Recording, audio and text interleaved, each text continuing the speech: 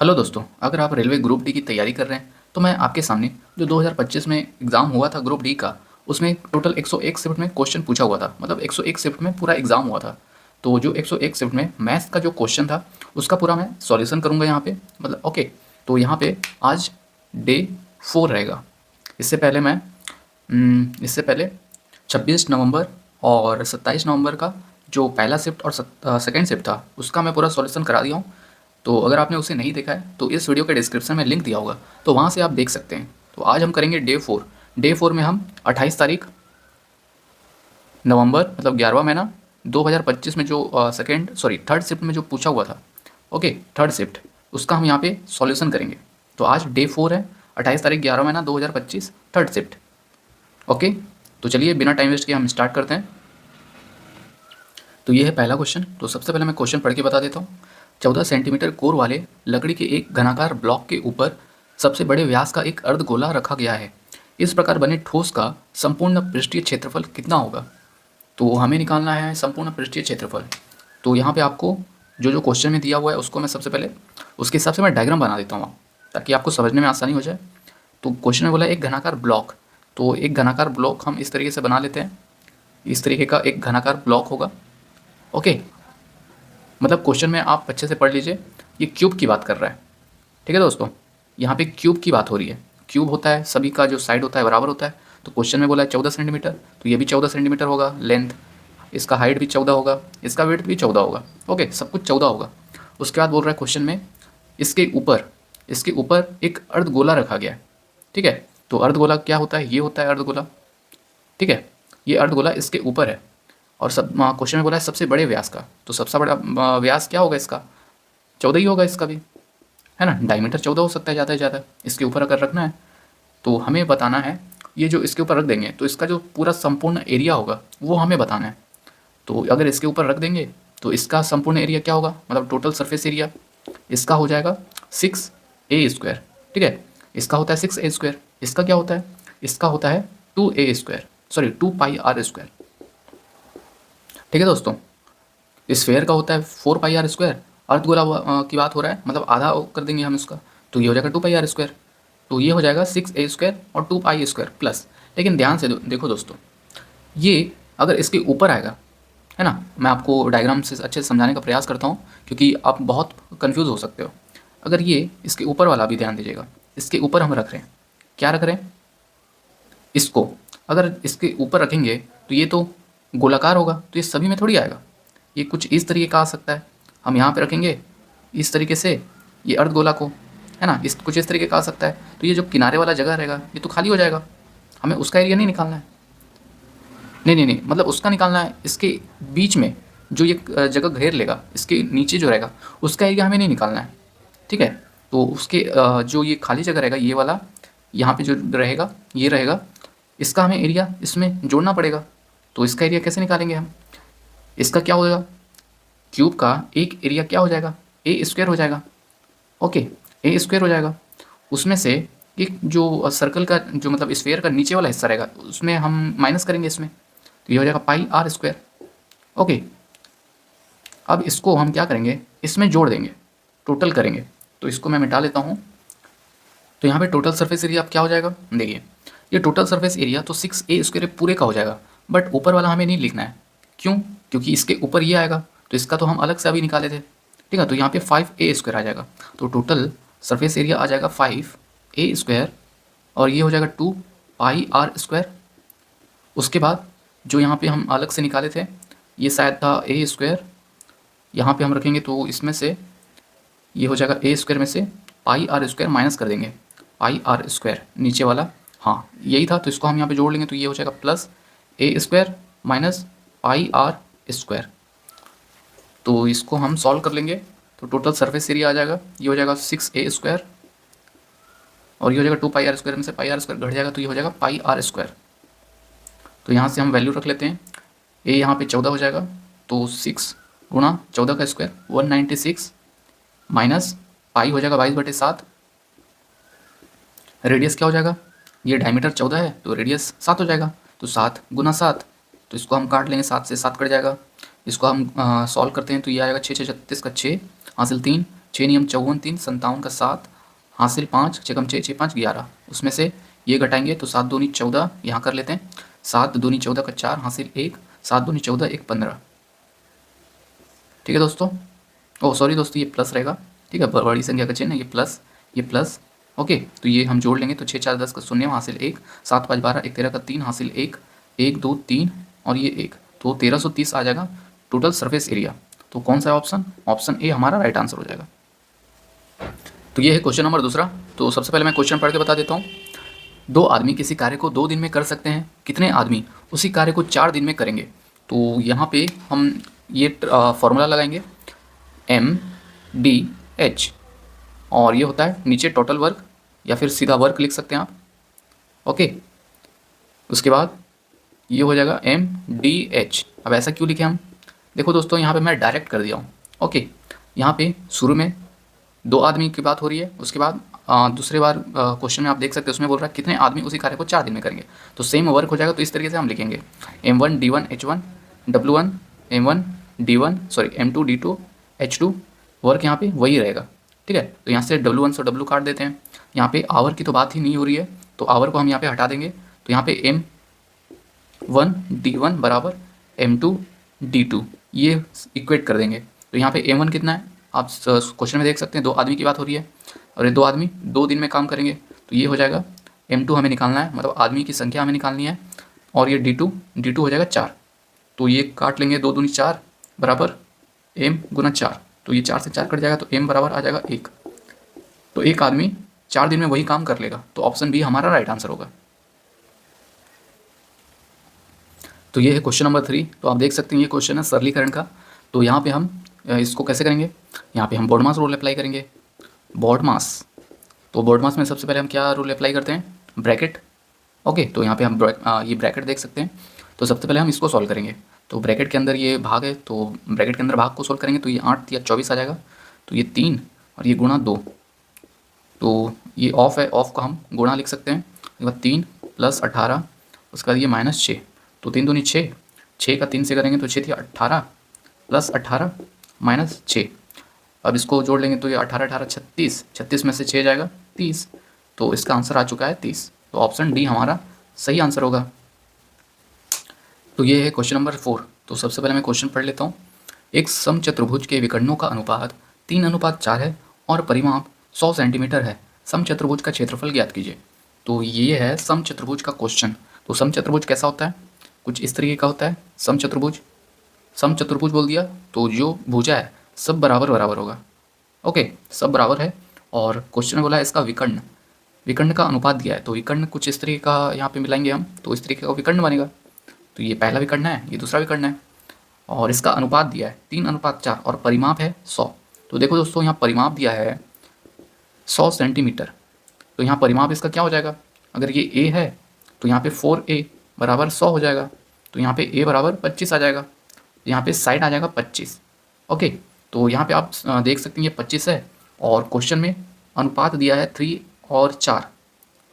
क्या दिया है? 3 और 4 विकर्ण है, मतलब 3:4 विकर्ण है। तो हमें विकर्ण का अनुपात हटाना है, तो ये 3x आ जाएगा और 4x आ जाएगा। अब हम बोल सकते हैं 3x विकर्ण है, 4x विकर्ण है। हम ऐसा नहीं बोल सकते कि 3 विकर्ण है 4 विकर्ण है, ऐसा नहीं बोल सकते, ये गलत है। अनुपात में दिया इसलिए हमें इसको 1 से गुणा करना पड़ेगा। अब हम बोल सकते हैं ये 3x इसका विकर्ण है, छोटा वाला होगा, 4x बड़ा वाला होगा। अब देखो दोस्तों, जब भी ये विकर्ण इस तरीके का हो और समचतुर्भुज की बात हो रही हो, तो जो विकर्ण है ये आधा आधा हो जाएगा। मतलब ये छोटा वाला जो 3x है ये आधा आधा में बढ़ जाएगा, 3x/2। ये भी हो जाएगा 3x/2। ओके, वैसे ये हो जाएगा 4x/2, 4x/2, इस तरीके से आधा आधा बढ़ जाएगा। उसके बाद यहाँ पे आप देख सकते हो, ये तो आपको शायद जानकारी ना हो तो मैं आपको बता देता हूँ। ये जो विकर्ण एक दूसरे को काटेंगे, ये यहाँ पे 90 डिग्री का एंगल बनेगा। तो जब 90 डिग्री का एंगल बनेगा तो ये तो समकोण त्रिभुज बन जाएगा, है ना। तो ये 4x/2 3x/2 एक भुजा हो जाएगा। जैसे ये आपको दिखा देता हूँ, ये 90 डिग्री ये हो जाएगा, तो ये हो जाएगा 4x/2, ये 3x/2, है ना, ये आप देख सकते हैं। और साइड तो अभी हम निकाले ये 25, तो यहाँ पे हम पाइथागोरस लगा सकते हैं। 4x इसका स्क्वायर जोड़ लेंगे बराबर 25 का स्क्वायर, तो ये हो जाएगा 4 चौक, इसको काट भी तो सकते हैं ना, 2 दूनी 2 1 कम तो ये 2x हो जाएगा, 2x² मतलब 4x² प्लस 3×3 = 9 अपॉन 2x² बराबर 625। तो x² यहाँ से कॉमन निकाल सकते हैं। तो दोस्तों यहाँ पे एक मिस्टेक हो गया था, 9/2 यहाँ पे जैसे 3x/2 का स्क्वायर किए तो 3×3 = 9, 9x² हो जाएगा, और ये नीचे 2 था तो 2 का भी स्क्वायर हो जाएगा, ये 4 हो जाएगा। ओके, ये आप देख सकते हैं, इसका स्क्वायर करेंगे तो 3×9 x² और नीचे 2 का स्क्वायर 4 हो जाएगा। तो यहाँ से x² कॉमन निकालेंगे तो बचेगा 4 + 9/4 बराबर 625। उसके बाद x² यहाँ आ जाएगा, 4 चौक 16, 16×9 25/4, 25/4 को उधर कर देंगे, ये आ जाएगा 625, 25/4 नीचे 25 आ जाएगा और ऊपर 4 आ जाएगा। तो 25 ये 25 बार में कटेगा और ये 25 चौक 100, तो x² आ जाएगा यहाँ से 100, तो x बराबर आ गया 10। तो x आ चुका है 10। अब 10 क्या है, देखिए दोस्तों, 10 यहाँ पे x है तो यहाँ पे रख लेंगे तो 10 या 30, यहाँ पे हम 10 या 30 और 10 चौक 40, तो ये आ चुका है उसका विकर्ण। तो यहाँ पे मैं अब मिटा देता हूँ, इसका कुछ काम नहीं है हमें। तो विकर्ण ये आ चुका है 30 और 40। तो चतुर्भुज का फॉर्मूला क्या होता है, समचतुर्भुज का फॉर्मूला होता है त्रिभुज का क्षेत्रफल, ये होता है 1/2 डायगोनल d1 × d2, यही होता है। तो ये हो जाएगा 1/2 30 × 40, तो ये हो जाएगा 2 से कट लेंगे, इसको काट लेते 20, तो 30 × 20, तो ये आ जाएगा 2 0 और 3 दूनी 6, तो 600 आ जाएगा त्रिभुज का, सॉरी ये समचतुर्भुज का क्षेत्रफल, ऑप्शन बी। तो ये है क्वेश्चन नंबर 5। तो क्वेश्चन देख सकते हैं, 2/80 का कितना प्रतिशत 1/20 है। तो इसको सबसे आसान तरीके से करेंगे, ठीक है। तो क्वेश्चन में बोल रहा है 2/80 का कितना प्रतिशत। तो चलिए मान लेते हैं 2/80 का x प्रतिशत है, तो चलिए पूरा ही लिख लेते हैं। 2/80 का x प्रतिशत कितना है, x/20 है, यही क्वेश्चन में बोला है। तो यहाँ पे हम इसको इस तरीके से लिख सकते हैं, 2/80 गुणा x/100 बराबर 1/20। तो इसको काट लेंगे तो 1 0 1 0, 2 1 कम, 2 पंचे, तो 2 से इसको भी काट लेते हैं, 2 चौक 8 और 1 0, तो ऊपर x बचा, ये 4 पंचे 20 और 1 0 20 और 0, तो x बराबर आ चुका है 200। तो ये परसेंट में रहेगा, ओके। तो 200% हमारा राइट आंसर होगा, ऑप्शन सी। तो ये है क्वेश्चन नंबर 6। तो सबसे पहले मैं क्वेश्चन पढ़ के बता देता हूँ। ए, बी और सी किसी कार्य को क्रमशः 3, 5 और 15 दिनों में पूरा कर सकते हैं।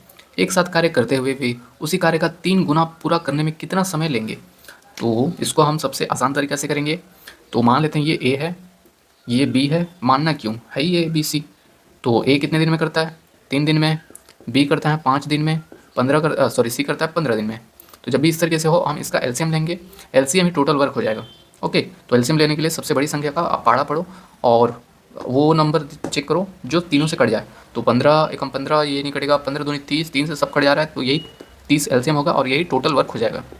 अब हम एलसीएम निकालेंगे तो 30 से भाग करेंगे 3 को, 30 को भाग करेंगे 3 से, तो एक का एफिशिएंसी आ जाएगा। तो 10, ये 5 छक्के 15 दूनी, तो ए का एफिशिएंसी 10, बी का एफिशिएंसी 6, सी का एफिशिएंसी 2। उसके बाद क्वेश्चन बोला है एक साथ कार्य करते हुए उसी कार्य का 3 गुना, उसी कार्य का 3 गुना मतलब ये 30 है, इसका 3 गुना, ओके। तो ये हो जाएगा टोटल वर्क।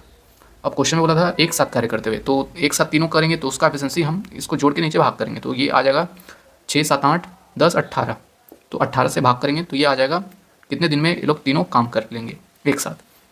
3 कम 3, 3 छक्के 18, 6 कम 6, 6 पंचे 30, तो ये आ जाएगा 5, तो तीनों मिलके इतना काम 5 दिन में कर लेंगे। तो ऑप्शन सी हमारा राइट आंसर हो जाएगा। तो दोस्तों अगर आपको ये कॉन्सेप्ट समझ में आ रहा है तो इस वीडियो को लाइक ज़रूर करिएगा और अपने दोस्तों के साथ शेयर ज़रूर करिएगा। तो दोस्तों ये है क्वेश्चन नंबर 7वां। तो ये क्वेश्चन देख सकते हैं, ये ट्रिग्नोमेट्री का क्वेश्चन है, मतलब त्रिकोणमिति का। तो ये वो है साइन 45 डिग्री गुना कोसेक 45 डिग्री। तो दोस्तों ये तो एकदम सिंपल क्वेश्चन है। अगर आपको साइन 45 आता है, अगर साइन थीटा की बात करूँ तो साइन थीटा बराबर होता है 1/कोसेक थीटा, है ना। वैसे ही कोस थीटा होता है 1/सेक थीटा, ये होता है, ये रेशियो और रिलेशन होता है। तो यहाँ पे हमें इसका ज़रूरत है, ओके। तो साइन थीटा और कोसेक थीटा एक दूसरे के अपोजिट होते हैं, तो यहाँ पे तो इसको सॉल्व करने का ज़रूरत ही नहीं है, इसका आंसर एक ही आएगा। अगर हम यहाँ पे साइन 45 साइन 45 बराबर कोसेक 45 में कोसेक 45 अगर ये रख लेते हैं 1 अपॉन कोसेक 45 साइन बराबर साइन थीटा बराबर ये होता है, तो ये रख लिए और ये ऊपर में कोसेक 45, तो दोनों कट जाएगा तो एक बचेगा, तो हमारा राइट आंसर ऑप्शन सी हो जाएगा। तो दोस्तों ये है क्वेश्चन नंबर 8वां। तो सबसे पहले मैं क्वेश्चन पढ़ के बता देता हूँ। 600 किलोमीटर की यात्रा में एक ट्रक पहले 300 किलोमीटर पर आवर 300 किलोमीटर की को 40 किलोमीटर पर आवर की चाल से तय करता है। शेष दूरी उसे किस चाल से तय करनी चाहिए ताकि औसत चाल 70 किलोमीटर पर आवर हो जाए। तो हमें निकालना है यहाँ पे, चलिए हम डायग्राम बनाने की कोशिश करते हैं ताकि आपको समझने में आसानी हो जाए। टोटल डिस्टेंस है 600 किलोमीटर। ओके, एक ट्रक पहले 300 किलोमीटर, चलिए मान लेते हैं इतना है 300 किलोमीटर, इसको पार करने में उसको लगता है 40 किलोमीटर पर आवर। और आगे क्वेश्चन में बोला है जो शेष दूरी बचा 300 किलोमीटर ही बचेगा। 300 किलोमीटर को किस चाल से तय करनी चाहिए ताकि एवरेज 70 किलोमीटर पर आवर हो जाए। तो यहाँ पे एवरेज स्पीड का फॉर्मूला होता है दोगुना speed of 1 speed of 2 upon speed 1 plus speed 2। Okay, तो यहाँ पे एवरेज स्पीड दिया है 70 किलोमीटर पर आवर और 2 S1 कितना है, S1 आप यहाँ से देख सकते हैं 40 है। ओके, S1 यहाँ पे 40 है गुना S2 हमें निकालना है। S1 कितना है, S1 40 है प्लस S2, तो यहाँ से हम ये 0 से 0 कट जाएगा तो ये गुना में है। ओके, तो 7 बराबर 4 दूनी 8 S2, ये गुणा कर लेंगे ऊपर, चलिए डायरेक्ट कर लेते हैं, जगह ये बच जाएगा हमारे। तो 7 चौक 28 280 प्लस 7 S2 बराबर 4 दूनी 8 S2, तो 7 S2 उधर जाएगा, कुछ मिस, हाँ ये 4 दूनी 8 हो जाएगा ना, तो 7 S2 उधर चले जाएगा तो S2 बचेगा, ये हो जाएगा 280। तो स्पीड ऑफ दूसरा क्या आ जाएगा, मतलब ये जो बचा हुआ दूरी था उसको 280 किलोमीटर पर आवर की स्पीड से चलना पड़ेगा, तभी एवरेज हो जाएगा 70 किलोमीटर पर आवर। तो ऑप्शन कौन सा है, 280, ये ऑप्शन बी। यहाँ पे ये फॉर्मूला आप याद रखिएगा। ओके, एवरेज स्पीड का फॉर्मूला ये होता है।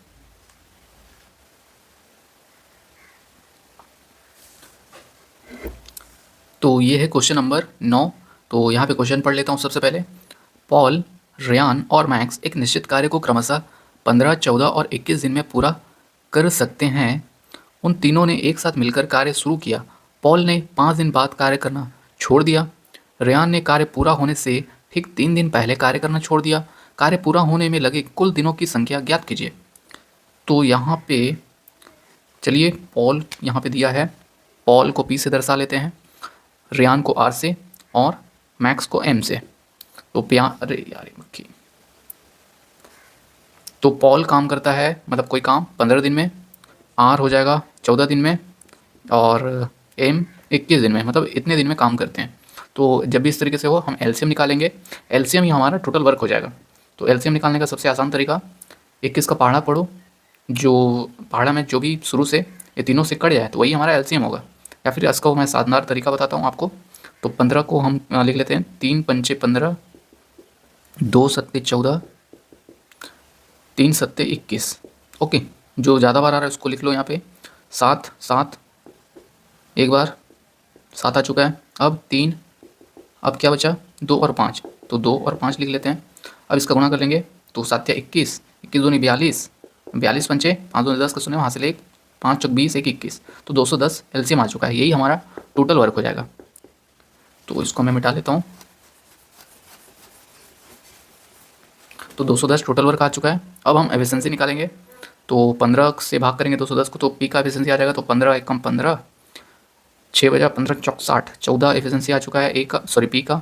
R का एफिशिएंसी 14 एकम 14, 14 एकम 14, 7 बचा 14 पंचे 70, 21 से इसको भाग देंगे तो 10 बार में जाएगा। तो एफिशिएंसी आ चुका है। अब क्वेश्चन में बोला है उन तीनों ने एक साथ मिलकर कार्य शुरू किया। पॉल ने 5 दिन बाद कार्य करना छोड़ दिया। पॉल ने 5 दिन बाद कार्य करना छोड़ दिया, तो 5 दिन तो काम किया है ना। इससे ये समझ में आ रहा है शुरू में 5 दिन तीनों काम किए है ना, 5 दिन तीनों काम किए, तो 5 दिन तीनों का एफिशिएंसी से गुणा करेंगे तो 5 जो दिन में जितना काम हुआ है वो आ जाएगा।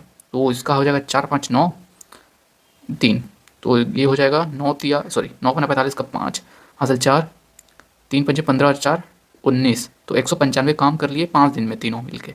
तो 210 से इसको घटा देंगे, जितना बचेगा शेष काम आ जाएगा। तो 10 और 5 15, 15 काम बचा है अभी। अब क्वेश्चन में बोला है 5 दिन बाद तो पॉल छोड़ के चला गया, और साथ में ये भी बोल रहा है रेयान ने कार्य पूरा होने से ठीक 3 दिन पहले कार्य करना छोड़ दिया। 3 दिन पहले कार्य करना छोड़ दिया, तो यहाँ पे 3 दिन काम कौन करेगा? 3 दिन काम मैक्स करेगा। ओके, 3 दिन काम मैक्स करेगा क्योंकि अब छोड़ चुका है। तो ये 3 दिन का एफिशिएंसी आ जाएगा एम का, तो ये 10 से गुणा करेंगे तो ये आएगा 30। अरे 15 ही काम बचा था, ये तो 30 काम कर रहा है। लग रहा है कुछ गड़बड़ मिस्टेक है क्वेश्चन में।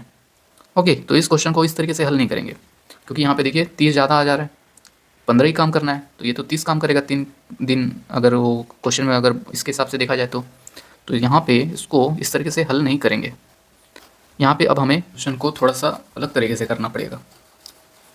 ठीक है, तो क्वेश्चन में देखो, क्वेश्चन में बोल रहा है 5 दिन बाद कार्य करना छोड़ दिया पॉल, उसके बाद रेयान ने कार्य पूरा होने से ठीक 3 दिन पहले कार्य करना छोड़ दिया।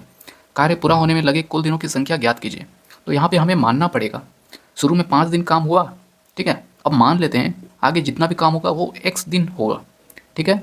शुरू में 5 दिन काम हुआ, टोटल यहाँ पे डे लिख लेते हैं, टोटल डे इतना काम हुआ, पहले 5 दिन, उसके बाद 1 दिन काम हुआ। अब पॉल जो है 5 दिन काम करेगा, उसके बाद निकल जाएगा अपना। तो 5 दिन काम करेगा कितनी एफिशिएंसी से? पॉल का एफिशिएंसी 14, तो ये 14 से गुणा करेंगे। उसके बाद रेयान कितना दिन काम करेगा?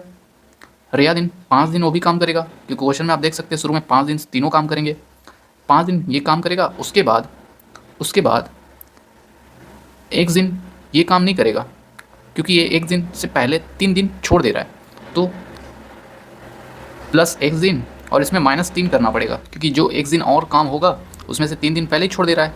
कौन छोड़ रहा है? रेयान। तो रेयान का एफिशिएंसी कितना है? 15। उसके बाद ये कौन है? एम मैक्स है, मैक्स भी 5 दिन काम करेगा। उसके बाद मैक्स जो है 5 दिन तो काम करेगा, लेकिन ये पूरा आखिरी तक काम कर रहा है मैक्स, तो 5 दिन ये काम होगा। उसके बाद ये 1 दिन ये भी काम करेगा, पूरा 1 दिन ये काम कर रहा है। तो इसका एफिशिएंसी कितना है? एम का मतलब मैक्स का 10। तो ये हो जाएगा इतना दिन काम किया, पॉल इतना काम करेगा, रेयान इतना काम करेगा और मैक्स इतना काम करेगा, तो टोटल वर्क हो जाएगा हमारा, इक्वेट कर देंगे 210 से। अब इसको हम सॉल्व करते हैं तो देखते हैं एक्स क्या आता है। तो ये हो जाएगा 15 चौक 60 प्लस 5 में से 3 गया 2, तो 15 दूनी 30 माइनस प्लस 15x प्लस 10 पंजे 50 और ये 10x, ये बराबर आ जाएगा 210 के। तो ये हो जाएगा 6 3 9 9 5 13 6 3 9 नहीं ये 15 14 पंचे 70 होता है। कैलकुलेशन आप ध्यान दीजिएगा दोस्तों, 15 14 पंचे 70, तो 7 3 10 10 5 15, तो 150 प्लस 15x और 10x 25x बराबर 210। तो ये हो जाएगा 150 उधर घट जाएगा, तो ये 25x बराबर आ जाएगा, ये हो जाएगा 150 घटेगा इसमें से तो 50 और 10 60 आ जाएगा। तो यहाँ से x बराबर आ जाएगा 60/25, तो इसको काट लेंगे तो 25 से कम 25 दूनी 10 बचा, तो दशमलव आ जाएगा, 1 0 आ जाएगा, तो 25 चौक 100, तो 2.4 आ चुका है x। अब x क्या था? शुरू में 5 दिन सभी काम किए, उसके बाद काम होने के बाद 1 दिन और काम चला जो कि आया 2.4, तो टोटल कितना दिन काम चला? 5 प्लस ये 2.4, तो आ चुका है 5 6 7.4, तो हमारा राइट आंसर आया 7.4। तो मैं जानता हूँ ये क्वेश्चन आपको थोड़ा सा ट्रिकी लगा होगा, बट आप बेसिक से करोगे तो आंसर आपका नहीं आएगा। आप इसी मेथड से, या फिर इसका हो सकता है आपको भी आंसर और कोई दूसरा ट्रिक पता होगा तो उससे भी आप कर सकते हो, ठीक है। तो ये है क्वेश्चन नंबर 10। तो सबसे पहले मैं क्वेश्चन पढ़ के बता देता हूँ। एक वॉशिंग मशीन की कीमत एक टीवी की कीमत से 50% कम है। यदि वॉशिंग मशीन की कीमत में 60% की वृद्धि हो जाती है और टीवी की कीमत में 11% की कमी हो जाती है, तो 6 वॉशिंग मशीन और 2 टीवी की कुल कीमत में कितने प्रतिशत परिवर्तन होगा। तो ये क्वेश्चन रेलवे ग्रुप डी में हर शिफ्ट में पूछा गया है। तो ये क्वेश्चन क्या आपको आता है? अगर आता है तो इसका आंसर आप कमेंट करके बताओ। तो चलो मैं आपको इसका आंसर बताता हूँ और इसका ट्रिक बताता हूँ, सबसे आसान तरीका। तो एक टीवी है और एक वॉशिंग मशीन है। उसके बाद क्वेश्चन में बोला है टीवी की कीमत से 50% कम है वॉशिंग मशीन। टीवी की कीमत से, तो टीवी अगर 100 है तो वॉशिंग मशीन 50% कम, तो ये हो जाएगा 50। ओके, टीवी की कीमत से 50% कम है, टीवी की कीमत से, हाँ ठीक है, तो रेशियो ले लेंगे 50 से कम 50, 50 दूनी 100। उसके बाद क्वेश्चन में आप लास्ट में देखिए, क्वेश्चन वाला 6 वॉशिंग मशीन, तो 6 वॉशिंग मशीन, तो यहाँ पे 6 का गुणा करेंगे तो ये आ जाएगा 6, और टीवी में 2 का गुणा करेंगे। क्वेश्चन में बोला है लास्ट में आप देखिए 2 टीवी, तो 2 से गुणा करेंगे तो 2 दूनी 4 आ जाएगा। तो फिर से हम रेशियो ले लेंगे, तो 2 दूनी 4, 2 तिया 6, तो अब आ चुका है टीवी 2, वॉशिंग मशीन 3। अब क्वेश्चन में बोला है 60% की वृद्धि हो जाती है वॉशिंग मशीन में, तो वॉशिंग मशीन में 60% की वृद्धि होती है और टीवी की कीमत में 11% की कमी होती है। माइनस मतलब कमी हो रही है, प्लस हो रही मतलब वृद्धि हो रही है। तो अब हम इसको गुणा करेंगे तो 11 दूनी 22, ये हो जाएगा 6 तिया 18, 180% वृद्धि। तो अब हम प्रतिशत चेंज निकालना है, तो प्रतिशत चेंज निकालने के लिए हम इसको अब करेंगे गुणा, सॉरी जोड़। तो ये हो जाएगा 10 में से घटाएंगे मतलब, तो 10 में से 2 गया 8, 7 में से 2 गया 5, और ये 1। एक बार फिर से हम देख लेते हैं सही घटाए कि नहीं। 10 में से 2 गया 8, 7 में से 2 गया 5, 1 58। उसके बाद इसको हम टोटल जितना क्वांटिटी है उसको हम भाग करेंगे 5 से, तो ये आ जाएगा 5 तिया 15, 5 तिया 15। उसके बाद एक पूरा हो गया, 8 बचा 5 एकम 5, दशमलव आ जाएगा, दशमलव 3 बचा था, 3 जीरो 5 छक्के 30, तो ये परसेंट आ चुका है 31.6% चेंज। ओके, तो कौन सा है ऑप्शन? ऑप्शन डी है, 31.6% की वृद्धि हो रही है। प्लस वाला परसेंट चेंज हो रहा है मतलब बढ़ रहा है, माइनस वाला कमी हो रही है। तो यहाँ पे आप देख सकते हैं प्लस है, यहाँ पे मैं लिखना भूल गया था, ये बड़ी संख्या का चिन्ह प्लस है तो यहाँ भी प्लस आएगा, तो 31.6% की वृद्धि हो रही है। ऑप्शन डी हमारा राइट आंसर होगा। तो ये है क्वेश्चन नंबर 11। तो क्वेश्चन पढ़ लेता हूँ सबसे पहले। स्मार्ट बाजार घरेलू सामानों पर 16 खरीदे और 9 मुफ्त पाए का ऑफर दे रहा है। स्मार्ट बाजार द्वारा दिया जा रहा शुद्ध प्रतिशत छूट कितना है? तो इसका करने का सबसे आसान तरीका बताता हूँ।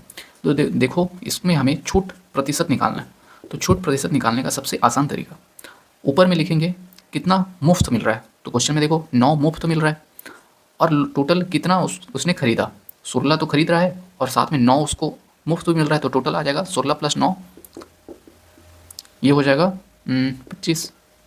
और हमें क्या निकालना है? परसेंट में निकालना है, छूट प्रतिशत। तो 100 से गुणा करेंगे तो ये आ जाएगा 9/25 गुणा 100, तो इसको काट लेंगे 25 से, 25 चौक, ये हो जाएगा 9 चौक 36, तो 36% छूट आ जाएगा। तो ऑप्शन कौन सा है? Option B. ऑप्शन बी हमारा राइट आंसर हो जाएगा। तो ये है क्वेश्चन नंबर 12। तो सबसे पहले मैं क्वेश्चन पढ़ लेता हूँ। अनु और बीना की वर्तमान आयु का अनुपात 4:5 है। अब से 6 वर्ष बाद अनुपात 5:6 हो जाएगा। बीना की वर्तमान आयु ज्ञात कीजिए। तो इसको करने का सबसे आसान ट्रिक वो है रेशियो का। तो यहाँ पे अनु को ए से दर्शाते हैं, बीना को बी से। क्वेश्चन में बोला 4:5 वर्तमान का है, ओके, वर्तमान का। उसके बाद 6 वर्ष बाद, 6 वर्ष बाद ये हो जाता है 5:6, ठीक है। तो अब हम यहाँ पे क्या लगाएंगे? एक मेथड होता है, वो मेथड का नाम अभी मुझे याद नहीं आ रहा है, वो शायद डिफरेंस मेथड होता है शायद। तो यहाँ पे डिफरेंस कितना आ रहा है?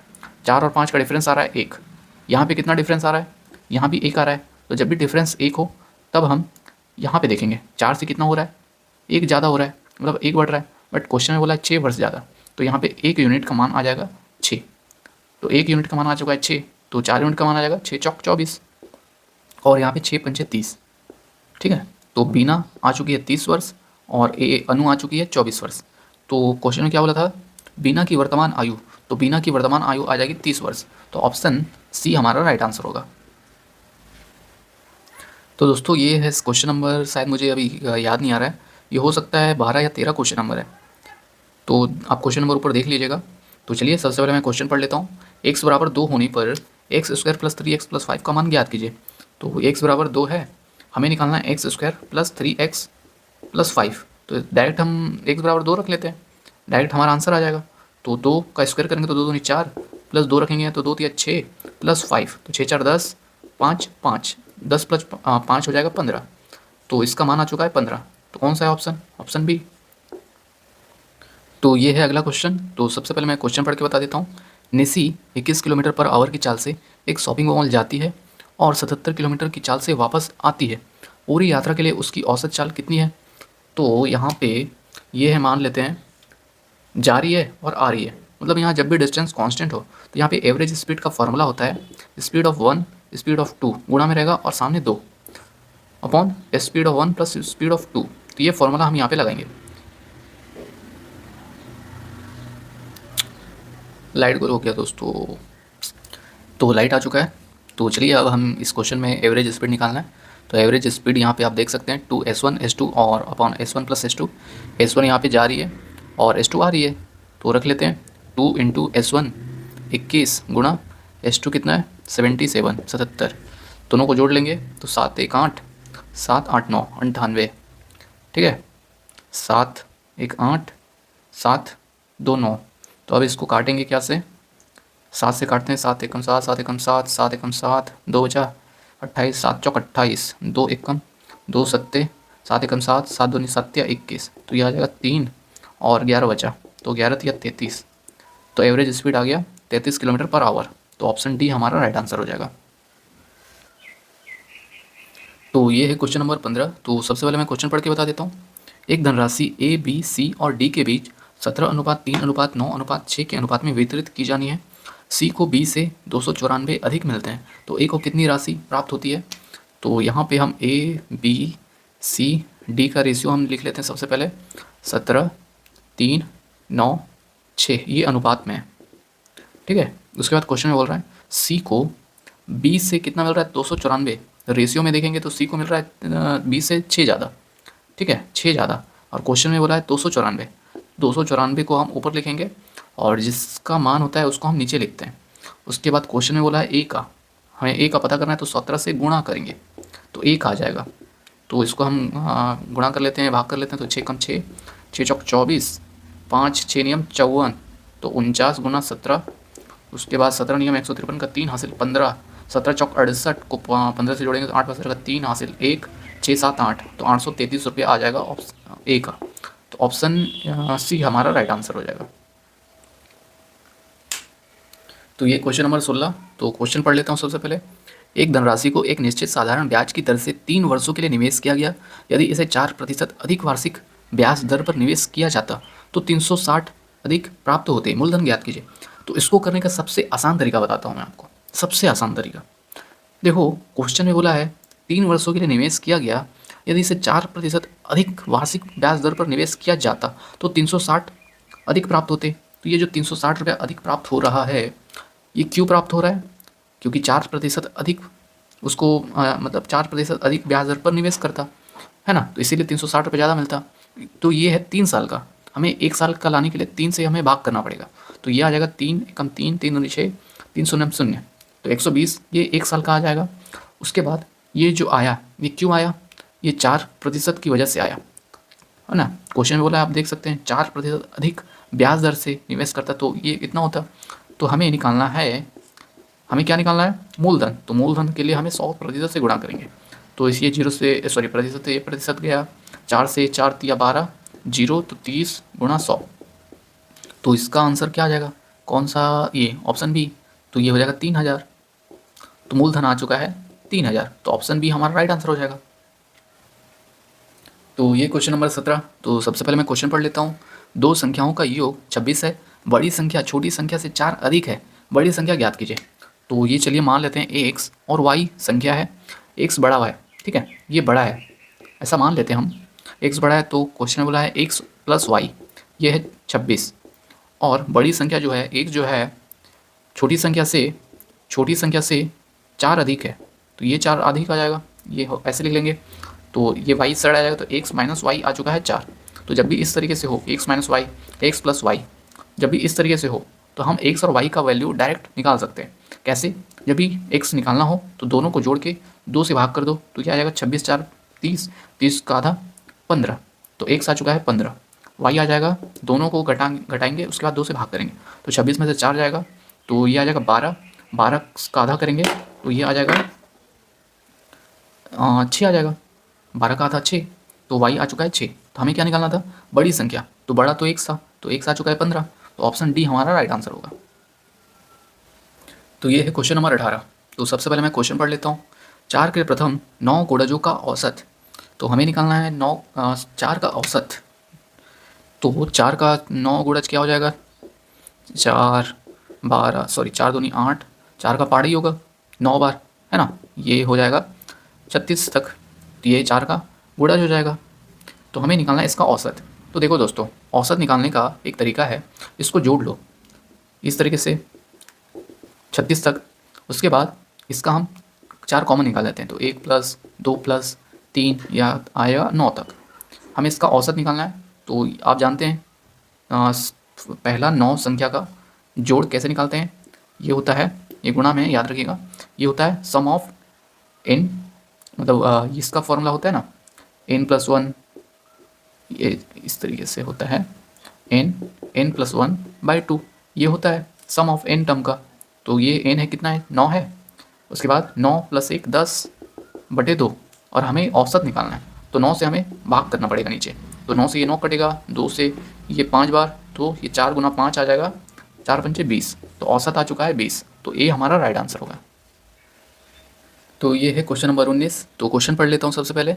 यदि 7 अंकों की संख्या 78 P 39 45 इस तरीके से है, जो कि 11 से विभाज्य है, तो P का मान हमें निकालना है। तो यहाँ पे ये नंबर है, 7 अंकों की संख्या है ये हो रहा है 11 से डिविजिबल। हमें निकालना है P का मान। तो 11 का डिविजिबल क्या होता है? हम इसका एक छोड़ के प्लस करते हैं, है ना, इस तरीके से प्लस करते हैं, और इसका हम एक छोड़ के इस तरीके से प्लस करेंगे। तो ये हो जाएगा 7 + P + 9 + 5। इसको जो भी जोड़ेंगे, इसको माइनस करेंगे इस वाले से, मतलब 8 + 3 + 4। तो ये क्या आ जाएगा? चलिए देखते हैं। 7 9 16, 9 7 16, 16 5 21, और ये P + 21 माइनस 8 3 11, 11 4 15। तो ये आ जाएगा 15। तो ये P ये घट जाएगा, तो ये हो जाएगा 21 में से 15 जाएगा तो 6 बचेगा। तो P + 6 आ चुका है। अब यहाँ पे 6 राइट आंसर मत कर देना, है ना। 6 कर आप ऑप्शन को टिक करोगे तो आपका गलत हो जाएगा आंसर। क्यों? अब ये बराबर थोड़ी करना है हमें। इसका मतलब हमें ये संख्या डिविजिबल है 11 से, तो हमें P का क्या मान रखना पड़ेगा जो यहाँ पे ये संख्या 11 से डिविजिबल हो जाए। तो इस तरीके से हमें क्या करना पड़ेगा? तो देखो दोस्तों, 11 से डिविजिबल करने के लिए जो भी ये आया है, हमें 11 यहाँ पे इक्वल करना पड़ेगा, 11 या फिर 11 का मल्टीपल। तो हम यहाँ पे 11 रखेंगे तो ये आ जाएगा, ठीक है। तो यहाँ पे P आ जाएगा 11 - 6, यह आ जाएगा 11 में से 6 जाएगा 5। तो P आ जाएगा हमारा यहाँ पे, मतलब जो भी आएगा यहाँ पे P 5 आएगा, तभी ये संख्या 11 से डिविजिबल होगा। तो हमारा राइट आंसर हो जाएगा ऑप्शन सी, ठीक है। इसी तरीके से करना है आपको। तो ये है क्वेश्चन नंबर 20। तो सबसे पहले मैं क्वेश्चन पढ़ लेता हूँ। एक बुक सेल्फ का अंकित मूल्य 572 रुपये है, जो क्रय मूल्य से 40% अधिक है। यदि लाभ प्रतिशत 2% है तो छूट प्रतिशत ज्ञात कीजिए। तो यहाँ पे छूट प्रतिशत निकालना है, तो हम यहाँ पे एक फॉर्मूला यूज़ करेंगे। ये फॉर्मूला होता है mark price upon cost price बराबर 100 प्लस प्रॉफिट अपॉन में 100 माइनस डिस्काउंट। तो देखो क्वेश्चन में बोला है प्रॉफिट, तो यहाँ पे प्लस भी लिखेंगे। अगर लॉस की बात कर रहा होता तो यहाँ पे -L लिखते, ठीक है। तो चलिए अब हम क्वेश्चन में जो दिया है उसको लिख लेते हैं। तो क्रय मूल्य से 40% अधिक है, तो यहाँ पे MP और CP का रेशियो दिया है, MP CP। क्रय मूल्य से 40% अधिक, अगर ये 100 है तो 40% इसका अधिक हो जाएगा 140, ठीक है। तो यहाँ से हम रेशियो भी ले सकते हैं, 2 पंचे 10, 2 सत्ते 14। तो यहाँ पे रख लेंगे तो 7/5 आ जाएगा, यह आ जाएगा 100 प्लस P। तो ये हो जाएगा, डायरेक्ट लिख लेते हैं 102 अपॉन में 100 माइनस डिस्काउंट। तो इसको हम सॉल्व कर लेते हैं, तो ये आएगा 700 माइनस 7D, ये हो जाएगा 5 दूनी 10, 5 एकम 5। तो 7D आ जाएगा, 7D उधर, तो ये 700 में से 510 जाएगा। तो ये बचेगा कितना? 510। तो ये आएगा 10 0, 10 में से 1 गया 9, 6 में से 5 गया 1। तो 190 को 7 से भाग करेंगे तो डिस्काउंट परसेंट आ जाएगा, ठीक है।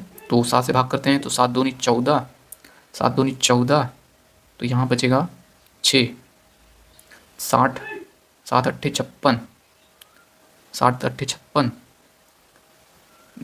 7 6 नहीं बचेगा, 7 दूनी 14, 5 बचेगा ना, तो 50, 7 अट्ठे 56, नहीं, सती सती 49, सती सती 49 दशमलव कितना था,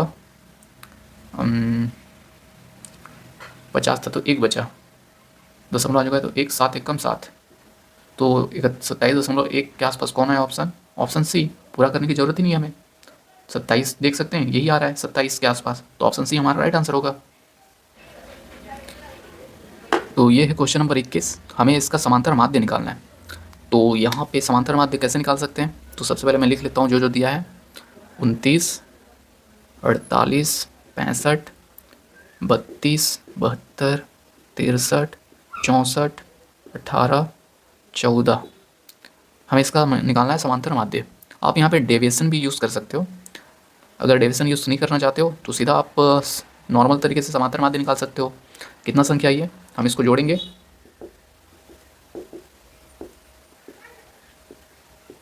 कितना संख्या है, 1 2 3 4 5 6 7 8 9, तो 9 से भाग कर देंगे।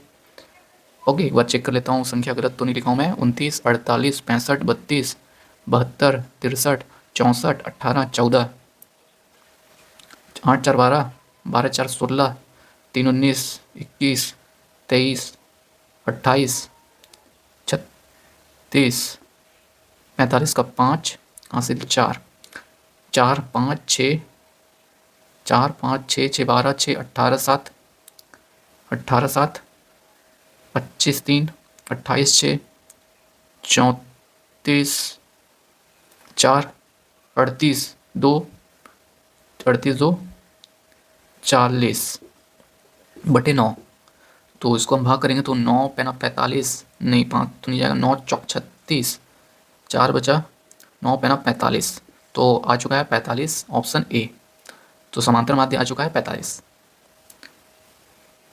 तो ये है क्वेश्चन नंबर 22। तो सबसे पहले मैं क्वेश्चन पढ़ लेता हूँ, यदि किसी संख्या का 2/3 का 20% का 50% का मान 686 है तो वह संख्या ज्ञात कीजिए। तो ये क्वेश्चन है प्रतिशत से रिलेटेड, तो चलिए मान लेते हैं कोई संख्या x है। क्वेश्चन में बोला है कोई संख्या, मतलब किसी संख्या का 2/3, तो हम मान लेते हैं कोई संख्या x है, तो x का 2/3 का 20%, 20% का फ्रैक्शन में होता है 1/5, इसका 50%, ये होगा 50% का मान 1/2 फ्रैक्शन में, ये हो जाएगा बराबर में 686। इसको हम सॉल्व कर लेंगे तो ये 2 से 2 कट जाएगा, 2 से 2 कट जाएगा, तो नीचे आ जाएगा 3 पंचे 15, तो 15 से इसको गुणा कर लेंगे तो 6 8 6 गुणा 15। यूनिट डिजिट से चेक कर लेते हैं एक बार, अरे सबका तो यूनिट डिजिट 0 ही आ रहा है, तो चलिए पूरा ही कर लेते हैं। 15 5 15 छक्के 90 का शून्यम हासिल 9, 15 120 और 9 129 का 9 हासिल 12, 15 छक्के 15 छक्के 90 और 12 102, तो एक क्या है 10,290, कौन सा है ऑप्शन, 10,290 ऑप्शन बी। तो ये है क्वेश्चन नंबर 23। तो सबसे पहले मैं क्वेश्चन पढ़ लेता हूँ, आयत ए बी सी डी के अंदर कोई भी एक बिंदु P है, यदि पी ए बराबर 73 सेंटीमीटर, पी बी बराबर 57 सेंटीमीटर और पी सी बराबर 99 सेंटीमीटर, तो पी डी की लंबाई क्या होगी। तो यहाँ पे हम एक आयत बना लेते हैं, क्वेश्चन में दिया हुआ है आयत, है ना, ए बी सी डी, एक आयत है, और क्वेश्चन में बोला है कोई बिंदु P है, अंदर में कोई बिंदु P ये है, मान लेते हैं P, उसके बाद पी ए दिया है 73, P A 73, P B 57, P C 99, P D हमें निकालना है। तो ये यहाँ पे हम पी डी हम कैसे निकालेंगे, तो यहाँ पे एक थ्योरम यूज़ करेंगे, वो थ्योरम का नाम है ब्रिटिश फ्लैग थ्योरम। तो ये थ्योरम क्या बोलता है, ये थ्योरम बोलता है पी ए का स्क्वायर प्लस पी सी का स्क्वायर बराबर में होता है पी बी का स्क्वायर प्लस पी डी का स्क्वायर। ओके, ये थ्योरम होता है ब्रिटिश फ्लैग थ्योरम। तो यहाँ पे जो जो वैल्यू दिया है इसको रख लेते हैं, पी ए होता है 73, सॉरी होता नहीं है, दिया है 73 का स्क्वायर प्लस पी सी कितना है, पी सी 57 का स्क्वायर, नहीं 99 है, 99 का स्क्वायर, ये पी बी स्क्वायर है, बराबर के साइड जाएगा तो माइनस हो जाएगा, और है कितना पी बी, ये है 57 स्क्वायर, हमें निकालना है पी डी का स्क्वायर। तो यहाँ पे स्क्वायर देख सकते हैं इतना बड़ा बड़ा है, तो क्या हम इसका पूरा निकालेंगे स्क्वायर, नहीं, हम यहाँ पे यूनिट डिजिट से करेंगे। तो इसका यूनिट डिजिट हो जाएगा 3 3 9 प्लस 9 नियम 81, इसका 37 37 49 यूनिट डिजिट ले रहे हैं, ठीक है, याद रखिएगा। यहाँ पे 3 का स्क्वायर 3 3 9, 9 का स्क्वायर 81, तो यूनिट डिजिट 1। यहाँ पे 37 37 49 का यूनिट डिजिट 9, तो ये आ चुका है 37 37 49 का 9। तो आप देख सकते हैं 9 और 9 काट लेंगे, यहाँ पे 1 बचा, ये हो जाएगा पीडी स्क्वायर। तो अब देखिए यहाँ पे कौन सी संख्या है जिसका यूनिट डिजिट 1 आएगा। ओके, मतलब किसका स्क्वायर करेंगे तो उसका यूनिट डिजिट 1 आएगा। 5 का स्क्वायर करेंगे तो 25 आएगा, यूनिट डिजिट 5, तो ये नहीं होगा। इसका यूनिट डिजिट देख सकते हैं 9 का स्क्वायर करेंगे तो 9 नियम 81, तो 1 आएगा, तो यही हमारा राइट आंसर होगा। क्यों? क्योंकि इसका यूनिट डिजिट मतलब 9 का स्क्वायर करेंगे तो इसका यूनिट डिजिट 1 आ रहा है, तो यही हमारा राइट आंसर होगा। और किसी का आ रहा है क्या? 3 3 9, 2 2 4, और किसी का नहीं आ रहा है, तो ऑप्शन सी हमारा राइट आंसर होगा। तो ये है क्वेश्चन नंबर 24। तो सबसे पहले मैं क्वेश्चन पढ़ के बता देता हूँ। धातु की एक छड़ को 3 भागों में ए, बी और सी में विभाजित किया गया। ए और बी की लंबाई 9:14 के अनुपात में है, जबकि सी और बी की लंबाई 10:13 के अनुपात में है। यदि ए और सी की लंबाई में अंतर 23 सेंटीमीटर है तो धातु की छड़ की कुल लंबाई ज्ञात कीजिए। तो यहाँ पे ए बी सी दिया है, ए बी सी, ओके, ये अनुपात में है। ए बी कितना है? 9:14, और बी सी का अनुपात है, देखिए यहाँ पे हम बी सी लिखे हैं और क्वेश्चन में सी बी दिया है, तो पहले सी का हम लिखेंगे। तो सी का है पहले यहाँ पे सी का 10, सी का सी के नीचे लिखेंगे और बी का बी के नीचे, ओके। तो उसके बाद हम रेशियो निकालेंगे ए बी सी का। जब भी इस तरीके से दिया हो या फिर हम मतलब कैलकुलेट करने की कोशिश करें तो इस तरीके से आ जाए, तो हम ये 14 को आगे बढ़ा लेंगे, 13 को हम यहाँ पे बढ़ा लेंगे, ठीक है। इसी तरीके से हम सॉल्व करेंगे, मतलब ए बी सी का रेशियो आएगा इस तरीके से। तो 13 नियम 117, 13 का स्क्वायर 169, और एक 13 जोड़ेंगे तो 9 3 12 का 2 हासिल 1, 6 7 8 और 1 182, इसका करेंगे 140। तो ए अनुपात बी अनुपात सी आ चुका है। ये हमें क्या निकालना है? हमें निकालना है कुल लंबाई, तो टोटल इसको करना पड़ेगा। उससे पहले आप क्वेश्चन में दे सकते हैं क्या दिया है, ए और सी का अंतर दिया है, ए और सी का अंतर, तो कितना ए सी का अंतर? तो ए सी का अंतर आ रहा है 20, 3 23 आ रहा है अंतर, ठीक है।